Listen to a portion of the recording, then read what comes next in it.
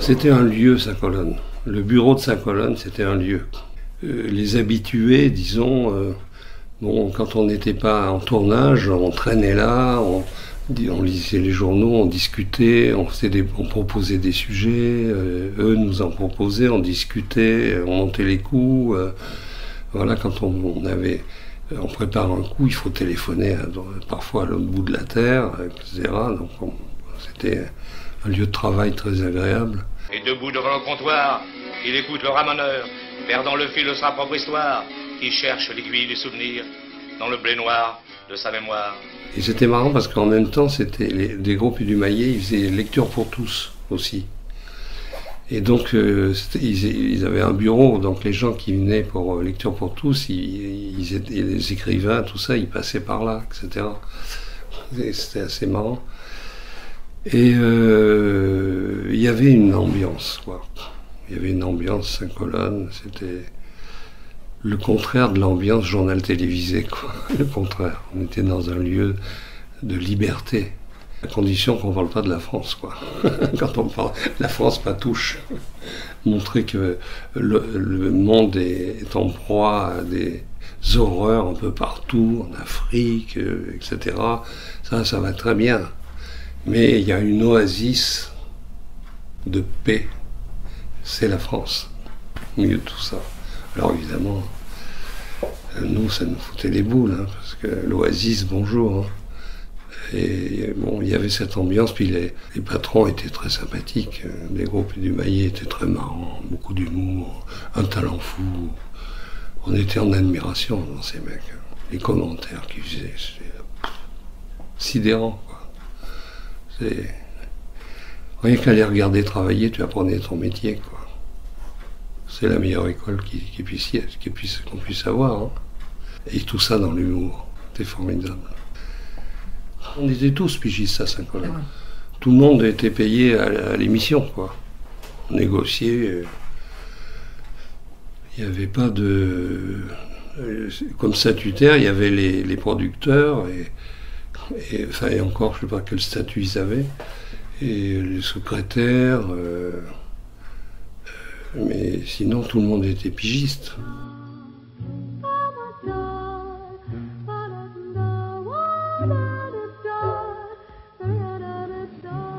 Il y avait une camaraderie.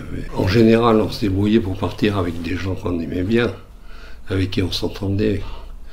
Et ça se passait dans la complicité. Quand le réalisateur faisait des images en dirigeant son équipe, le journaliste lui parlait à l'oreille pour lui dire tiens, il y a ça qui se passe là-bas, parce qu'il pouvait ne pas avoir vu. On était comme deux jumeaux, quoi. Et on décidait ensemble les lieux, ce qu'on allait faire comme tournage, de quelle façon, etc.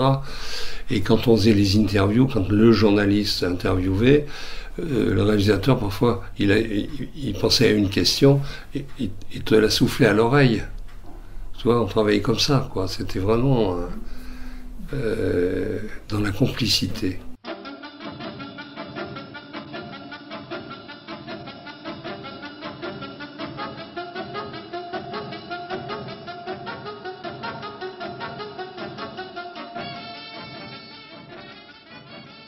On échangeait beaucoup avec les autres journalistes, les autres réalisateurs, les techniciens, les caméramans, les ingénieurs du son, les secrétaires. Enfin, il y avait vraiment un esprit comme certaines troupes de théâtre, quoi.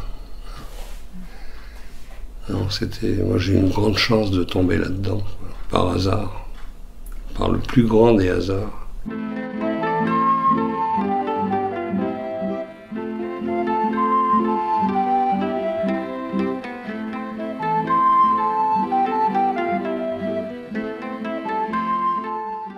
Comment je tombe dans la lanterne magique?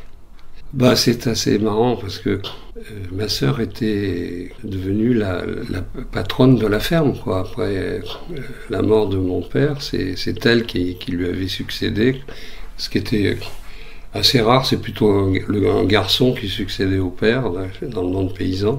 Là, c'était elle. Et donc ça avait intéressé une émission de télévision qui s'appelait Les Cousins, qui traitait des rapports entre les gens de la terre, rats des villes et rats des champs, quoi, dans la même famille. Et donc ils avaient vu un article sur elle dans un journal agricole, parce qu'ils les suivaient, et ils étaient venus la voir. Et voilà, ils avaient dit, bon, on veut voir ceux de la famille qui, eux, font des métiers de la ville. Alors mon oncle qui était ouvrier, par exemple, et puis le frère qui était étudiant.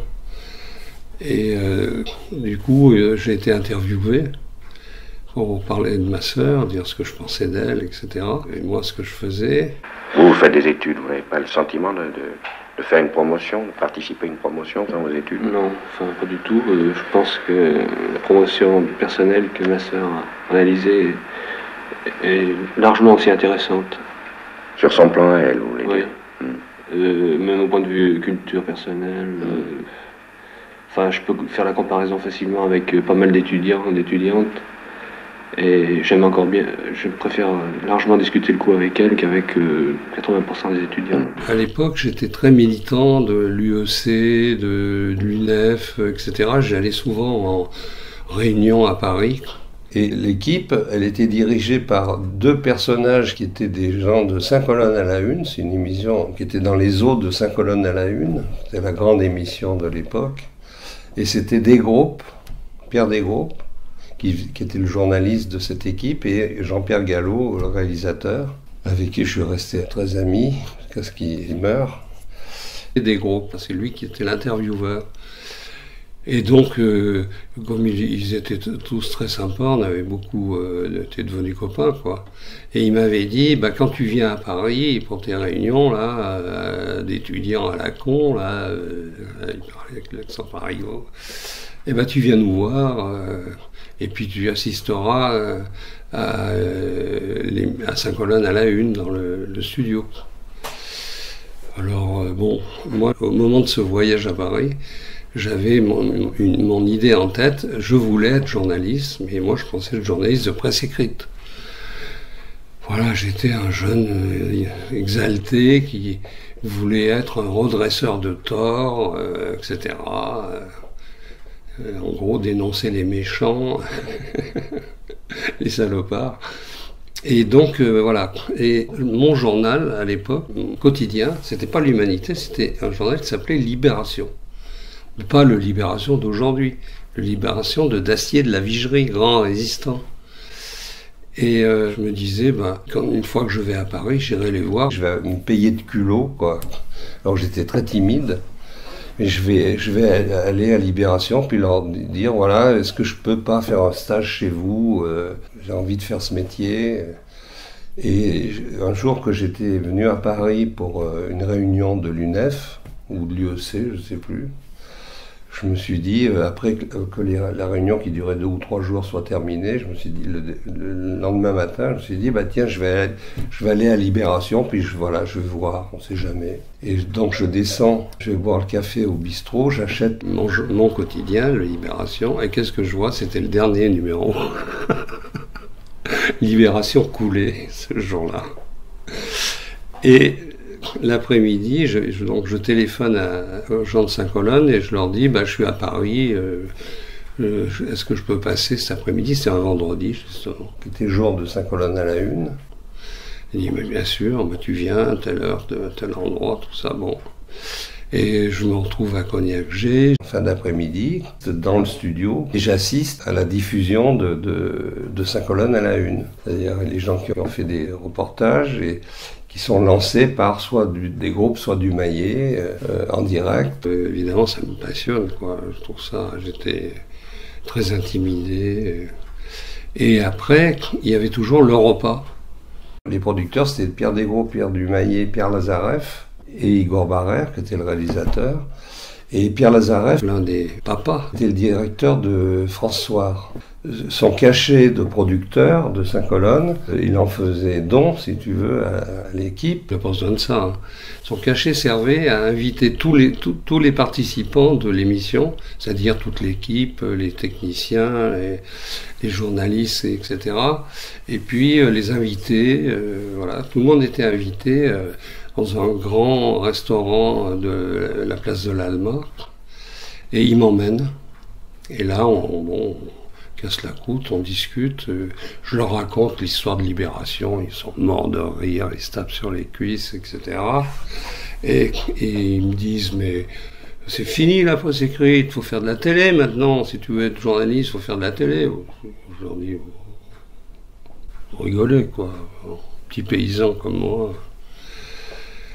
Et ils me disent, mais tu sais, nous on est emmerdés parce qu'il n'y a pas de journalistes de télévision. C'est les journalistes de la presse écrite qui travaillent pour nous, ou ceux du journal télévisé. Mais ceux du journal télévisé, ils appelaient les gilets rayés.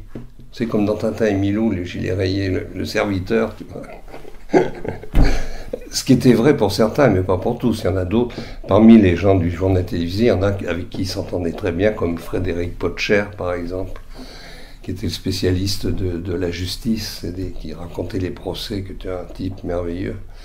Mais il y a beaucoup de ces journalistes du journal télévisé qui étaient là parce qu'ils étaient RPR, tu vois, des trucs comme ça, quoi. Bon. Et ils les regardaient tu vois, c'était pas le même monde, quoi. Et donc, ils s'étaient dit, il faut qu'on forme des jeunes pour ce qu'on fait. Les journalistes dont on a besoin pour faire des reportages qui sont des reportages longs, etc., par les petits sujets du journal, l'inauguration de je sais pas quoi, de Chrysanthème, tu vois, bon. Et voilà, nous on cherche des jeunes. Alors, comme on avait beaucoup discuté quand ils étaient venus, ils m'avaient filmé aussi, j'étais dans le film, et on avait sympathisé beaucoup. Il dit, ben, ça te dirait pas de venir voir un peu comment ça marche? T'as qu'à débrouille-toi, si tu peux, et tu prends 2 mois de vacances et tu viens à Paris. On t'essaye, on va voir. Et donc, j'en parle avec ma mère était toujours prête à... J'étais son fils adoré. J'ai eu la chance d'avoir une merveilleuse mère. J'ai eu du pot, moi. Merveilleuse mère, merveilleuse sœur. Elle me dit, mais oui, on va se débrouiller, pas de problème. Et donc, on s'arrange avec les gens du château à côté, qui eux étaient parisiens. Et s'ils ne pouvaient pas me louer une petite chambre de bonne, parce qu'ils avaient des chambres de bonne en haut de leur immeuble. Et puis voilà, quoi, tu vois, ils me donnaient un peu de fric. Voilà. Et je viens à Paris, et là, ils me mettent... Parce qu'il y avait 5 colonnes à la une, mais il y avait des émissions satellites. C'était les mêmes gens qui les faisaient, les unes et les autres. Donc en fait, ils m'essayent sur une petite émission pour les jeunes.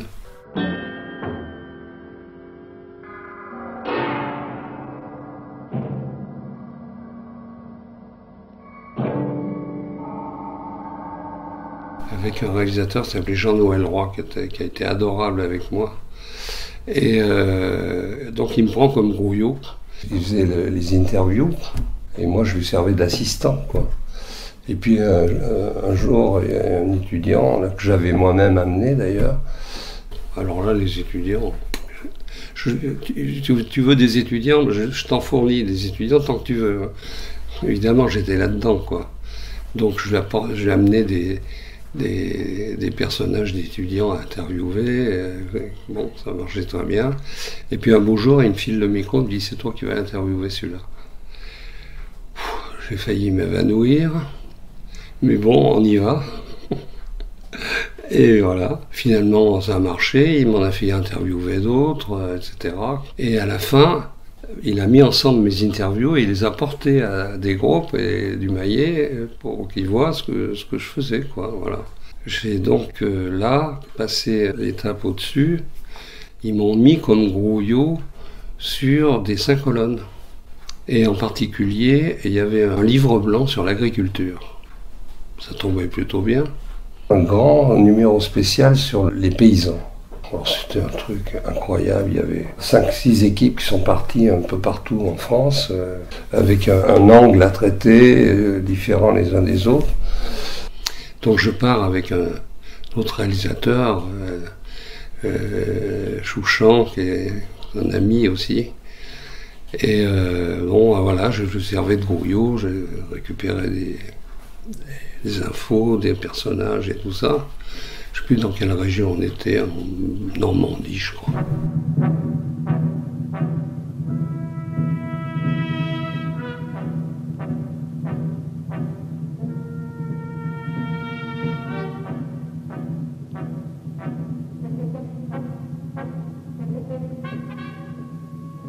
Il y avait un ouvrier agricole qu'il fallait interviewer. Et là, je dis à Chouchan, écoute, si ça t'ennuie pas, est-ce que je pourrais l'interviewer moi? Parce que ça, vraiment, les ouvriers agricoles, je connais que ça, quoi. J'ai été élevé au milieu dans le monde paysan, des ouvriers agricoles, je connaissais par cœur, quoi. Et donc, je fais cette interview. Coup de peau, je pense que c'est une des meilleures interviews que j'ai jamais faites. Et arrivent les projections. Alors, comme ça se faisait toujours à Saint-Colonne, c'était à la télé à l'époque, Cognac G. Les équipes montaient leurs sujets et puis les amenaient aux producteurs pour projection. Mais là, il y avait un monde fou. Et comme c'était un livre blanc sur l'agriculture, il y avait le ministre de l'Agriculture en plus, tu vois le genre. Et donc, alors il y avait, en dehors des producteurs de Saint-Colonne, il y avait leurs femmes, leurs maîtresses, leurs copains, leurs copines, les journalistes spécialistes de télé, tout ça. Il y avait une ambiance incroyable. Les sujets passaient les uns après les autres. Les papas soit démolissaient, soit disaient ouais c'est pas mal, mais peut-être qu'il faut mettre ça, ce qui est devant, mettre derrière, enfin bref, ça discutait, et tout d'un coup arrive l'interview, mon interview de l'ouvrier agricole. Alors l'interview passe, il y a un certain silence, quoi. Et puis il y avait, moi j'étais derrière un peu, il y avait des groupes, j'étais à côté des groupes, et il y avait Pierre Lazareff qui était un peu en avant, quoi, avec sa petite pipe là. Et puis Pierre Lazareff, c'est un personnage comme ça, très nerveux, crachotant, quoi. Alors quand le sujet se termine, l'interview se termine, il se tourne vers des groupes, il dit « Qui a fait ça ?» Moi je tremble. Alors... des groupes disent, bah, c'est le gamin là. Faut l'essayer celui-là.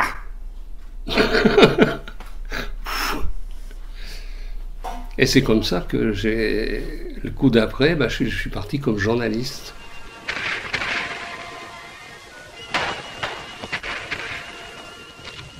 Vous n'avez pas eu l'impression à ce moment-là que c'était plutôt le travail d'un homme, enfin que c'était plutôt... Dans la mesure où on ne fait pas un travail qui vous crève physiquement, je pense pas. Mais c'est pas seulement ça que je pense, c'est pas seulement un travail qui vous crève, c'est aussi des responsabilités dans la gestion. Oui, mais je pense qu'une fille doit pouvoir, comme un garçon, avoir des responsabilités dans la gestion. Par exemple... Une ferme, c'est pas seulement travailler la terre, c'est aussi, l'affaire commerciale. Et ça, c'est un travail intellectuel. Hein? Oui, naturellement, c'est mieux à t'apporter. Comment se dit que dans les universités, dans les facs, par exemple, l'enseignement supérieur, il y a 25 ans, on voyait très peu de filles, c'était la place des garçons. Bon, puis maintenant, on y voit de plus en plus des femmes. Les femmes deviennent docteurs, des femmes sont ingénieurs, des femmes sont chimistes. Je crois qu'il y en a, oui. Je crois qu'il y en a moins que vous ne croyez. Oui, mais enfin, il y en a quand même quelques-unes, quoi.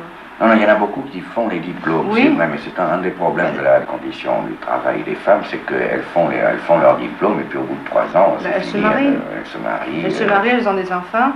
Ça, c'est une phase dans leur existence, mais ça n'empêche pas qu'elles aient un métier.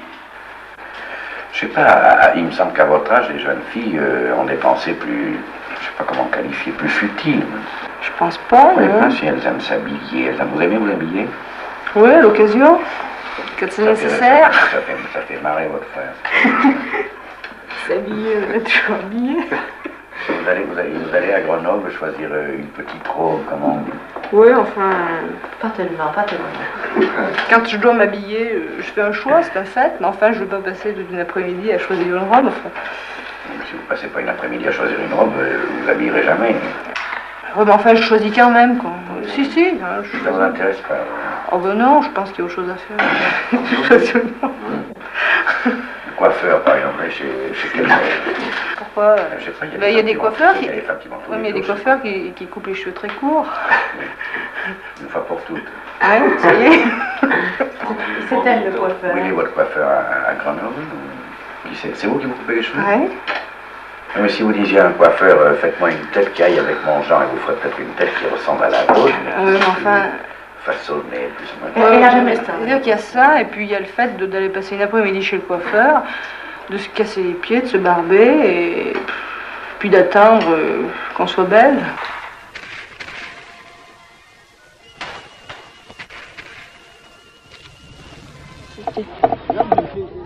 La maladie la plus meurtrière en Afrique, c'est la malnutrition. Contre elle, il n'y a pas de vaccin. Quand un enfant voltaïque vient au monde, quels sont les risques qu'il guette? Eh bien, les risques qu'il guette sont d'abord des risques d'ordre sanitaire, si vous voulez, en ce sens que la grossesse se passe dans des conditions parfois plus ou moins difficiles, l'accouchement lui-même surtout. C'est parti un peu comme ça, quoi. Et ça confirme bien que des groupes, c'est quelqu'un à qui je dois tout, quoi.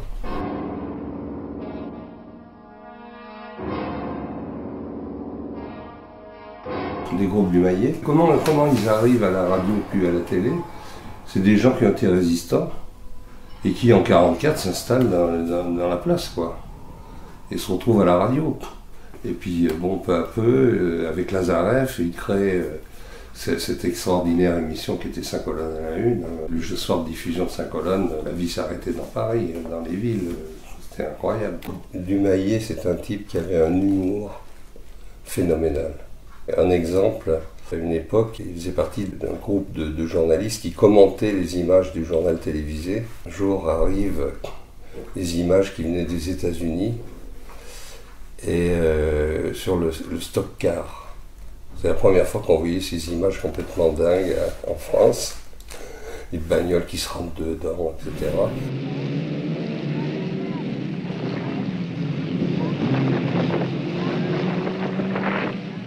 Et alors ils étaient dans leur petite cabine, là, plusieurs, et c'est lui qui devait commenter ces images de stock car.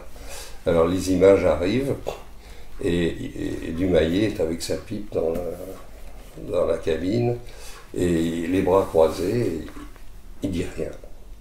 Dans les stock car, bang, bang, à la régie, il se tourne vers lui, et qu'est-ce qui se passe, pourquoi il dit rien, il dit rien. Et à 10 secondes de la fin, il allume son micro et il dit « Eh ben !»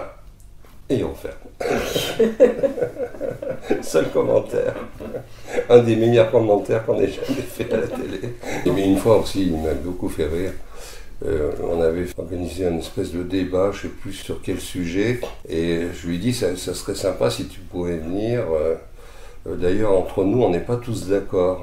Entre nous, les communistes, on n'est pas tous d'accord. Il me dit, ça s'arrose. Politiquement, je suppose qu'ils avaient une distance par rapport à des organisations politiques, mais s'ils étaient classés des groupes, c'était mendésistes. Oui, Dumaillet aussi. Oui, c'est déjà. Mais Dumaillet, il avait un peu été trotskiste, je crois, à un moment. Ah oui. Il me semble. Ouais. Ah bon. La 4e internationale, il me semble. Bon, c'était des gens de gauche, le cœur à gauche, quoi. Mais surtout un regard extrêmement indépendant sur les choses et avec une pincée d'humour d'une grande efficacité. Le Phare Plérin, 9 janvier 1966. Je souhaite un joyeux 7e anniversaire à l'émission 5 colonnes à la une. Je suis né le 9 janvier 1959 et j'ai fêté aujourd'hui mon âge de raison. Ben, je deviens un journaliste de 5 colonnes. Je reste le gamin. Voilà. Quand il y a eu cette petite fille qui a écrit à 5 colonnes en disant qu'elle souhaitait bon anniversaire à 5 colonnes parce que c'était le jour de son anniversaire à elle. Elle était née le même jour que 5 colonnes. Et donc l'un des groupes a dit bah, allez, on va envoyer le gamin là-bas voir ce que c'est cette petite fille. Et là j'avais fait un reportage avec Paul Ranty un réalisateur qui a disparu aussi. Un reportage que j'aime bien. Et je suis resté ami d'ailleurs avec cette famille, la famille Le Goïc, et cette petite fille qui est aujourd'hui pharmacienne, je crois. Je les revois, je vois une de ses sœurs régulièrement. Je suis resté très lié avec eux. Les parents étaient des gens magnifiques. C'est des résistants, des laïcs. C'est la Bretagne, c'est le sud de la Bretagne, et c'était, il y avait les rouges et les noirs, quoi. Hein. Et la droite était pour les écoles privées, et contre l'école publique, et les rouges évidemment. C'est ma famille, quoi. Hein. C'est tout ce qui sort de la résistance. Moi, je me sens tout de suite chez moi, quoi. Et voilà.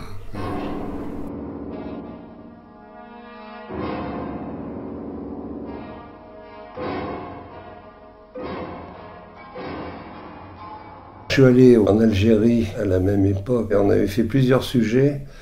Et j'en avais fait un en particulier sur les Français qui étaient restés en Algérie après la guerre. Et qui étaient des pro-FLN, quoi. Français, un médecin, un prêtre. C'était des personnages formidables, quoi, qui avaient choisi l'Algérie, quoi, soutenir le FLN, etc. Et ils expliquaient pourquoi ils étaient restés en Algérie, pourquoi ils avaient soutenu le FLN et tout ça. Et donc c'est mon premier sujet censuré. C'est le gouvernement français qui ne voulait pas que ce reportage passe en période électorale à cause de l'électorat pied noir. Ça risquait de fâcher. Et le choix des reportages, c'était les papas, comme on disait, qui faisaient la distribution, ou alors il y avait aussi certains qui étaient sur proposition des journalistes. Comment ça se passait? Il y avait les deux. Il y avait les deux.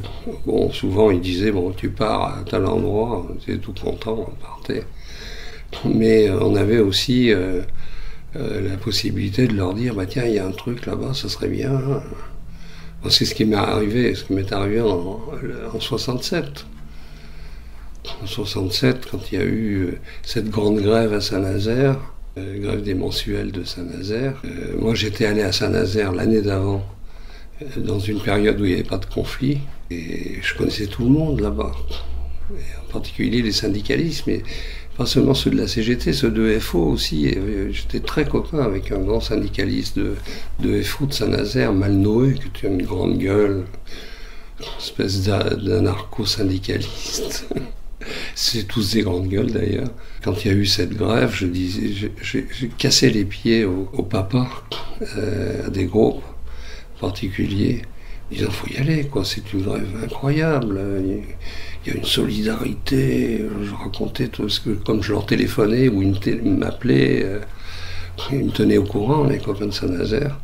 Et il y avait une équipe du journal télévisé qui était là-bas. Et le journal télévisé s'y intéressait tellement qu'ils avaient envoyé un journaliste sportif pour la couvrir. C'est dire. C'était un mec bon, ce journaliste sportif, un mec bien d'ailleurs, mais qui n'avait rien à foutre de la grève des mensuels. C'est parce que même ce que c'était un mensuel. Enfin bref. Et donc moi je trépignais, il faut y aller. Des groupes du Maillet et Lazareff, ils nous calmaient, on voulait y aller. Mais non, laissez faire les gilets rayés du journal télévisé, parce qu'ils savaient très bien que s'ils y allaient, ils allaient avoir des problèmes. Et je leur ai tellement cassé les pieds que quelques jours avant le 1er mai, ils me disent, bon, bah allez, tu y vas, alors tu vas y aller avec Knapp, Hubert Knapp, c'était un réalisateur, qui était moins à gauche que moi, et ils aimaient bien faire des équipes comme ça un peu. Mais c'est un très bon réalisateur et un type très bien, quoi. Donc on s'est très bien entendu. Donc vous partez, vous n'allez pas couvrir la grève.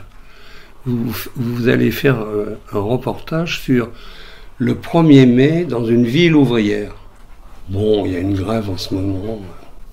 Dumayet disait toujours, moi qui suis expert en mauvaise foi, effectivement, on est très expert. Et donc on part là-bas, on arrive le matin du 1er mai, et là on tombe sur un truc incroyable. Et on apprend que c'était la fin de la grève, parce que la délégation à Paris avec les patrons de Saint-Nazaire, parce que c'était pas seulement les chantiers de l'Atlantique, c'était aussi Sud Aviation, pratiquement toutes les entreprises de Saint-Nazaire étaient concernées. Et ben la grève était victorieuse. Les patrons avaient cédé au bout de 2 mois. 2 mois de grève pour des gens qui ont des petites payes, quoi, hein, vraiment ras du SMIC, quoi. C'est presque impossible. Et ben, ils avaient tenu grâce à une solidarité incroyable. Les pêcheurs qui leur donnaient du poisson, les paysans des patates, les grandes épiceries qui leur faisaient crédit ou qui leur fournissaient du riz, des choses comme ça, pour les enfants, du lait, enfin bref, une ambiance phénoménale, quoi. Et on débarque là-bas, pile poil le matin du 1er mai, on arrive sur la place où se tenait le meeting du 1er mai, et pour une fois il y avait tous les syndicats, parce que souvent ils se tapaient dans les jambes. Là il y avait tout le monde, y compris FO, et le haut-parleur diffuse l'affiche rouge d'Aragon et Ferré. C'est le frisson, quoi. Et on tombe sur une jeune femme, une jeune fille brune, une jolie jeune fille, qui avait une brassée de muguet, qui se baladait dans la foule et qui vendait ses muguets en échange d'une pièce pour la solidarité. C'était d'une beauté. Quand j'y pense, j'en tremble encore, quoi. Et là, en 2-3 jours, on a fait évidemment le retour de la délégation. Tout Saint-Nazaire était à la gare pour les attendre, tu vois un peu l'ambiance. Et puis après, on a fait des interviews de grévistes, parce qu'il y avait les grévistes et puis les patrons, pour foutre la grève en l'air, avaient lockouté tous ceux qui n'étaient pas en grève, c'est-à-dire ce qu'ils appelaient les horaires, ceux qui n'étaient pas mensuels, qui étaient payés à l'heure, quoi. Et en pensant qu'ils allaient se révolter contre les autres qui les foutaient dans la merde, ils étaient responsables du fait qu'ils étaient lockoutés, c'est-à-dire en chômage technique, quoi, sans salaire. Pas du tout, solidaire. Donc je fais des interviews de tous les côtés avec Hubert Knapp, on s'entend très bien. Et on était contents, quoi. On avait des choses très bouleversantes. Pour les gosses, en bas âge de moins de 6 ans, il y avait... Alors moi j'ai eu, pour ma fille, j'ai eu 2 paquets de riz, 1 kilo de sucre, une table de chocolat. Alors qui m'a fait bien plaisir. Parce que tout ça, c'est les commerçants qui nous l'ont donné. C'est vraiment intéressant. Et puis, qui vous a soutenu encore?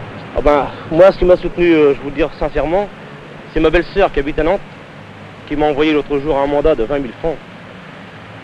Je vous dis que ça fait du bien. Et puis tout ça pour ses neveux. Et puis sa petite nièce. Surtout sa filleule, surtout. Ça fait plaisir. Forcément, peut-être que je lui rende, mais quand même. C'est une bonne fille, ça je peux vous le certifier. Vous aviez des réserves? Les réserves, il n'y en avait pas. C'est-à-dire que 95% de Saint-Nazaire, pas 95% de Saint-Nazaire, mais 30% de Saint-Nazaire, ils sont obligés de vivre le jour le jour. Parce qu'avec les salaires qu'on a, on ne peut pas arriver à faire des réserves. Et en même temps, des syndicalistes qui n'avaient pas la langue de bois du tout. Ils disaient oui, on fait grève pour des revendications précises de salaire, de conditions de travail, mais surtout, on fait grève pour notre dignité. Il y avait autant de flics que d'ouvriers dans Saint-Nazaire, c'est incroyable. Des quarts de flics partout. Ils avaient fait des manifs, et alors là, ils avaient été incroyables. Parce que À Saint-Nazaire, à chaque fois, c'est simple, dans les grands événements comme ça, les grandes manifs, il y a eu des morts, à chaque fois. Ça castagnait à tous les coups. Et là, il y avait des dirigeants beaucoup plus malins. Et quand ils manifestaient, puis que tout d'un coup ils se retrouvaient avec les flics en face, au lieu de rentrer dedans, ils s'écartaient comme ça. Et ils passaient sur les trottoirs, ils les contournaient et ils évitaient toute provocation. Ils ont réussi à éviter les affrontements. Et donc les flics ne savaient pas comment faire, quoi. Ils ne pouvaient pas attaquer comme ça à froid, quoi. Je crois que on a parlé bien souvent de Saint-Nazaire, capitale de la violence. Une nouvelle fois, je crois qu'on a prouvé pendant 60 jours que, en réalité, il n'y avait pas de capitale de la violence. Il y avait seulement des travailleurs qui voulaient se battre pour avoir de meilleures conditions de vie. Je crois que là, c'était un moment un peu exceptionnel. Et qu'on a vu qu'en définitive, nous pouvions défiler sous la protection de la population, quoi, qui était là, massée sur les trottoirs et qui nous encourageait, qui nous séparait des forces de police. Donc quand on pense qu'on a ce qu'il faut, quoi, on fonce à Paris pour monter jour et nuit pendant 2 ou 3 jours pour être prêt le vendredi suivant pour sa colonne à la une.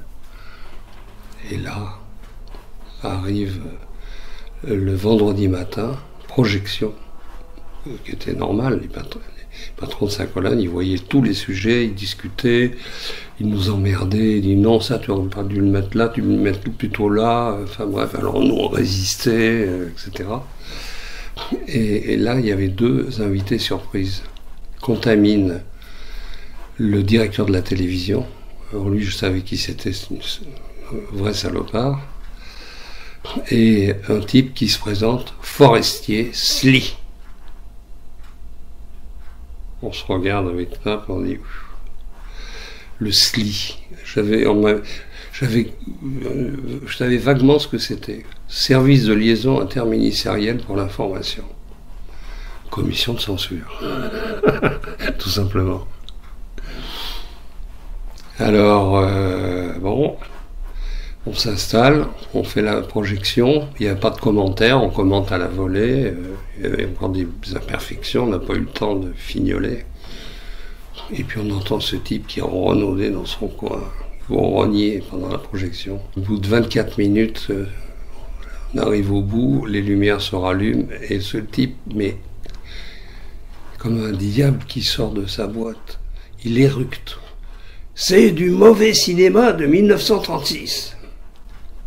Alors moi je pensais en moi-même, c'est plutôt un compliment, pas pour lui, pas du tout. Des groupes lui dit, monsieur, vous êtes là pour dire si c'est de la bonne ou de la mauvaise politique. Faites votre métier.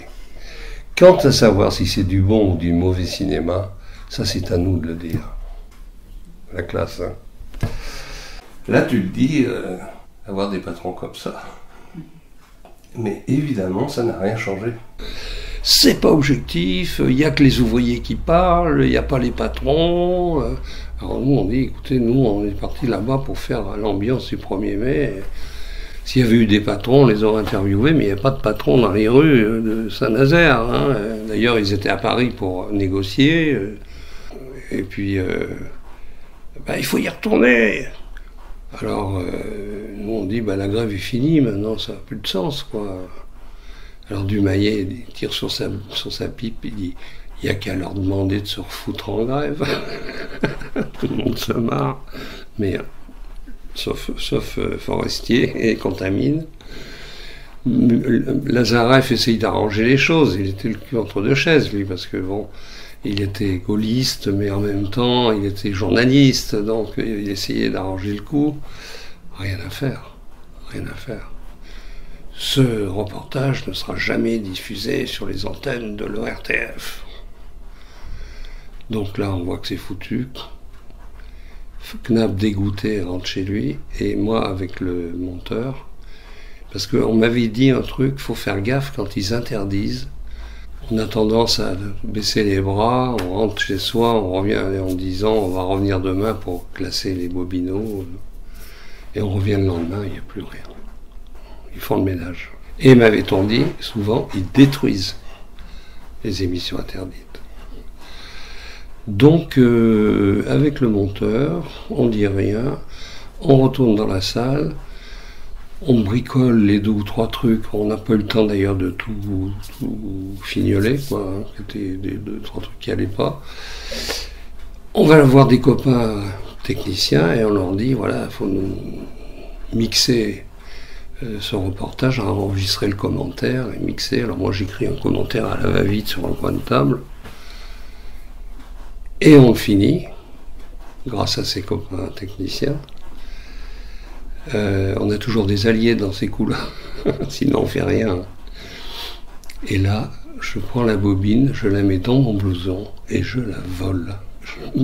Je me taille de cognac G avec la bobine sous mon blouson, et ni vu ni connu. Et c'est pour ça qu'elle existe toujours aujourd'hui. Voilà. Je l'ai sauvée en la volant.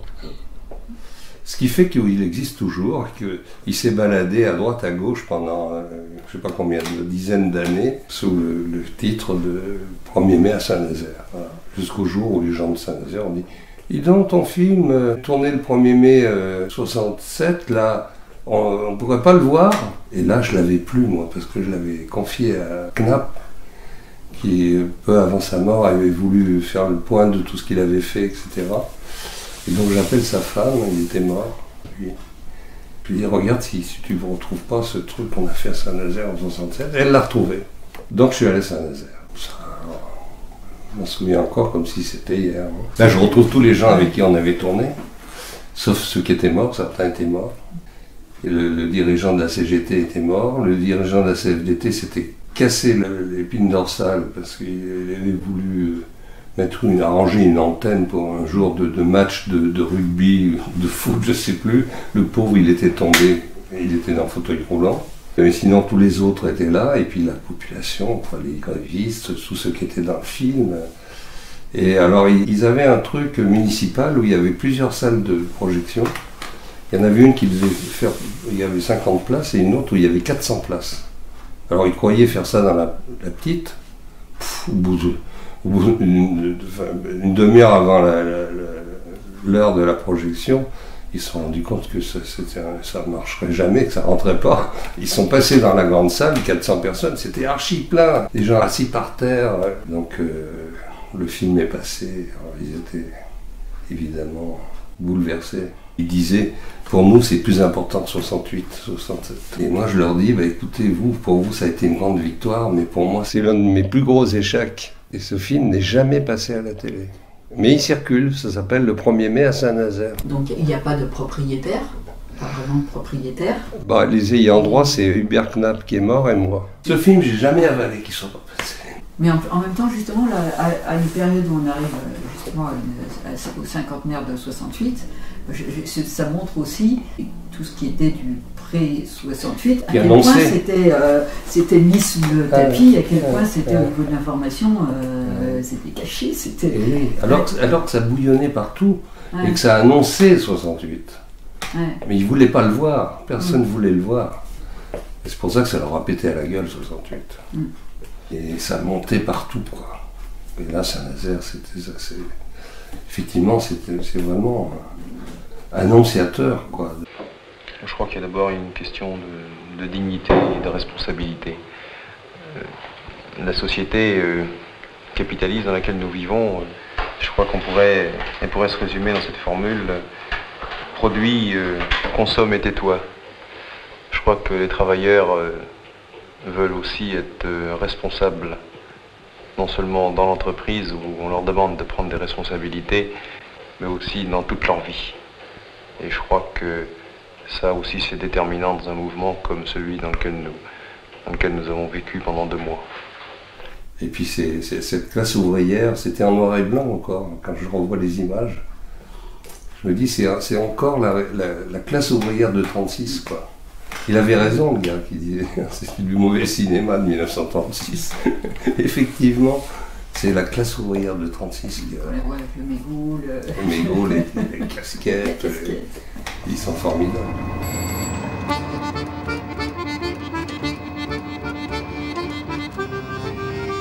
À force de l'entendre dire, on allait finir par le croire, la classe ouvrière serait en voie de disparition. Tout un univers qui m'avait tellement fasciné dans ma jeunesse, lors de mes premiers reportages, et qui se serait évanoui comme un continent englouti. Pourtant, d'après le dernier recensement, il reste environ 6 millions d'ouvriers en activité, plus de 25% des salariés. Et jusqu'à preuve du contraire, on n'a pas trouvé mieux pour fabriquer des bateaux, des TGV, des moulinettes, des ordinateurs, des camions, des chaussettes, des yaourts.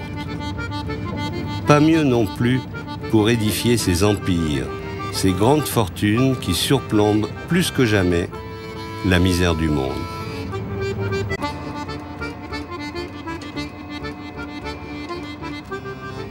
Je suis retourné à Saint-Nazaire dans le cadre d'un documentaire que j'ai fait qui s'appelle Les Prolos. Donc je suis allé là-bas et il y avait quelque chose qui était extrêmement frappant. Il y avait deux sortes d'ouvriers qui travaillaient au chantier de l'Atlantique. Ils n'avaient pas les mêmes costumes bleus, les mêmes bleus de travail. Il y avait ceux qui avaient des bleus un peu clairs, c'était les statutaires des chantiers de l'Atlantique. Et puis il y avait d'autres qui avaient des bleus ordinaires, foncés. Et eux, c'était des esclaves de sous-traitants, quoi, hein, on peut dire. Et donc eux, ils avaient droit à rien. Par exemple, à l'heure de casser la croûte, ben, les autres, ils avaient un restaurant d'entreprise, les bleus clairs, et les bleus foncés, ben, ils allaient bouffer où ils pouvaient, dans leur vestiaire, ou par terre, dehors, ou sur le tas. Ils faisaient un petit casse-croûte, quoi. Ils étaient traités, quoi. Mais c'était dingue, quoi. Ça n'avait plus rien à voir avec le Saint-Nazaire que j'avais connu, quoi. Pourtant, le Saint-Nazaire que tu avais connu, il y avait déjà justement un double statut d'un certain côté, puisqu'il y avait les mensuels et les horaires. C'est vrai. Mais là, c'était vraiment des gens maltraités, carrément, quoi. Et d'ailleurs, alors ils faisaient venir des étrangers, bien sûr, c'est très pratique. Et certains, enfin tous d'ailleurs, quand ils arrivaient, le petit patron qui les fournissait au chantier de l'Atlantique leur piquait leur passeport, par exemple. Donc ils étaient complètement coincés. Ça donne une impression de gens qui sont livrés voilà, à eux-mêmes. Oui, oui. Oui, oui. Et qui ne parlent pas la langue en plus souvent, donc qui logent dans des trucs impossibles. Et puis là, il y a un petit bonhomme qui s'appelle Fada, André Fada, qui est un Catalan qui s'est trouvé là, je ne sais comment, qui voit que le syndicat CGT des statutaires, d'une part, ne pense pas avoir à s'occuper de ces gens-là, et puis d'autre part, les considérer un peu comme des adversaires, quoi, qui font baisser les prix, etc. Et lui, qu'est-ce qu'il fait? Il fait un syndicat pour eux. Il organise un syndicat comment on pourrait dire, des non-statutaires, quoi. Et là, il faut une pagaille terrible, parce que ils finissent par se foutre en grève. Et je me souviens, il y a je ne sais pas si c'est pas des Polonais qui se sont mis en grève à un moment. Et donc, moi j'avais essayé de filmer tout ça, et on avait réussi avec Julien, qui est mon fils, qui était mon caméraman à l'époque, à rentrer sur un chantier d'un grand bateau et à descendre dans les soutes. Alors c'était un boulot incroyable, parce qu'il fallait rentrer, tu vois, bien habillé, tout ça. Disons qu'on avait rendez-vous au comité d'entreprise, ou je sais pas quoi. Donc on passait par la grande porte, voilà, on donnait son nom et tout. Et puis une fois rentré, on a été pris en main par les copains de la CGT, qui nous fournissaient des vêtements d'ouvriers, et qui nous guidaient de loin pour descendre dans les soutes. Ce qu'on a fait. avec Julien. Alors on s'est retrouvés dans les soutes, au fond d'un navire. C'est vraiment impressionnant. Et il fallait voir le boulot qu'ils font là-dedans. Et on filme tout ça. Julien avait une caméra invisible. Alors c'était des lunettes, et là il y avait une petite caméra qui ne se voyait pas du tout. Et donc il filmait avec cette caméra-là. On remonte tout content. On regarde ça dans notre chambre d'hôtel. Catastrophe.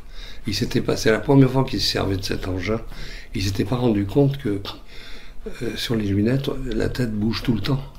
Donc ça faisait des images inutilisables. Putain. Alors là, on dit au copain, bon, il faut y retourner. Et toute la nuit, il s'est entraîné dans la chambre, en regardant le résultat à mesure. Et on arrive le lendemain, on refait tout le bordel, on se redéguise en ouvrier, on redescend dans la soute, etc. Là, alors les copains qui nous guidaient, quoi, ils se tenaient un peu à distance, quoi, ils semblaient pas être avec nous. Et les prolos, ils voient tout d'un coup un jeune mec, un jeune ouvrier, habillé comme eux, casque et tout, et ils le voient. Alors, voilà ce que ça donnait. Je peux te montrer? Alors, il s'était entraîné, alors il était là, au milieu de l'animation, et puis il faisait ça. Il s'arrêtait.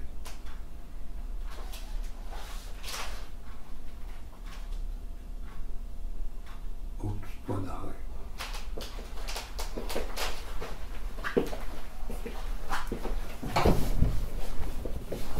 Pour que ça bouge pas, quoi. Et les mecs se disaient, mais qu'est-ce que c'est que ce type? Où on va le dénicher, cet abruti, là, quand il joue, qu'est-ce que c'est ce bordel? Ils comprenaient rien. Mais à la sortie, on avait des images impeccables. Parce qu'il faisait des travelling, tu vois, mais il fallait qu'il soit comme un espèce d'ectoplasme. Il filmait en faisant semblant de ne pas être avec nous. Tu vois, mais bon, on se faisait signe et tout ça, quoi. Et il nous emmenait dans les endroits où on pouvait filmer les prolos au boulot, et en particulier ceux qui avaient le bleu de travail foncé et qui n'avaient pas le droit d'aller au restaurant d'entreprise, par exemple. Et voilà, donc, et après on allait les filmer là où ils habitaient. Enfin bref, là on a fait aussi pas mal de panique. Parce que les patrons, quand ils ont vu les images, ils avaient les boules. Et je ne sais pas pourquoi, mais les patrons sont pas très chauds pour qu'on aille filmer dans leurs entreprises. Ou alors il faut dire il faut aller filmer le côté technique des choses, etc. Alors là, ça les arrange, montrer qu'ils ont des techniques superbes et tout ça. Mais aller filmer les conditions de travail, tout, je ne sais pas pourquoi, ils n'aiment pas. Donc moi j'aime d'autant plus, évidemment, quand j'arrive à les blouser. Évidemment, je suis pas le seul, hein, il y en a d'autres copains qui ont fait chacun a ses méthodes, quoi. Et on est plusieurs à essayer de... Parce que c'est quand même la moindre des choses qu'on puisse filmer dans les usines, dans les entreprises, là où travaillent les gens, ils passent la moitié de leur vie, presque le tiers en tout cas. C'est quand même incroyable qu'on puisse pas filmer librement dans ces endroits-là. Donc moi, à chaque fois que j'ai pu, voilà, j'y suis allé.